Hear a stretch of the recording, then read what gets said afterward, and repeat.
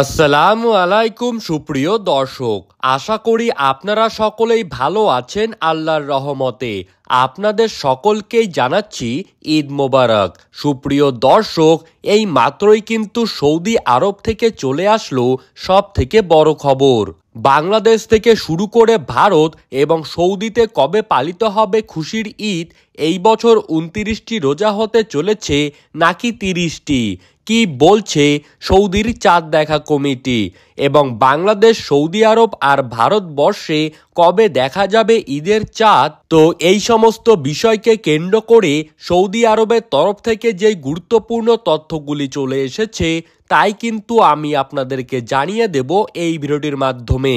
বিস্তারিতভাবে জানতে হলে অবশ্যই ভিডিওটিকে শেষ পর্যন্ত মনোযোগ সহকারে দেখবেন। আর এই রকমই ভালো খবরের আপডেট পেতে হলে অবশ্যই আমাদের ইউটিউব চ্যানেলটিকে সাবস্ক্রাইব করে পাশে থাকা বেল আইকনটিকে প্রেস করে রাখবেন। আর বিশ্বের সমস্ত মুসলিম ভাই বোনদেরকে ঈদের শুভেচ্ছা বার্তা জানাতে হলে অবশ্যই আমাদের কমেন্ট বক্সে ঈদ মোবারক লিখে জানাবেন। আমরা জানি রোজা শেষে শাওয়ালের প্রথম দিনই ঈদুল ফিতর উদযাপন করা হবে, তবে কবে রোজা শেষ হবে তা কিন্তু নিশ্চিত হবে চাঁদ দেখার ওপর। চাঁদ দেখার ওপর কবে খুশির ঈদ পালন করা হবে সেই সিদ্ধান্ত নেবে চাঁদ দেখা কমিটি। সংযুক্ত আরব আমিরাতের জ্যোতির্বিদ্যা বিভাগ জানায় এই বছর 30শে মার্চ রবিবার দিন শাওয়াল মাসের চাঁদ দেখা যাবে।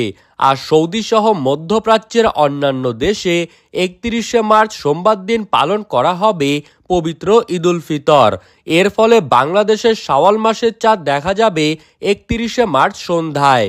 এবং বাংলাদেশ ও ভারতে ঈদুল ফিতর কিন্তু পালন করা হবে 1 এপ্রিল অর্থাৎ মঙ্গলবার দিন। 29শে মার্চ সন্ধ্যায় আরব আমিরাতের চাঁদ দেখা কমিটি চাঁদ দেখার আহ্বান জানিয়েছেন। কেউ যদি নির্ধারিত সময়ের আগে চাঁদ দেখতে পায় তাহলে কিন্তু তাকে যে কোনো নিকটবর্তী সরকারি দপ্তরে তার খোঁজ দেওয়ার জন্য বলা হচ্ছে।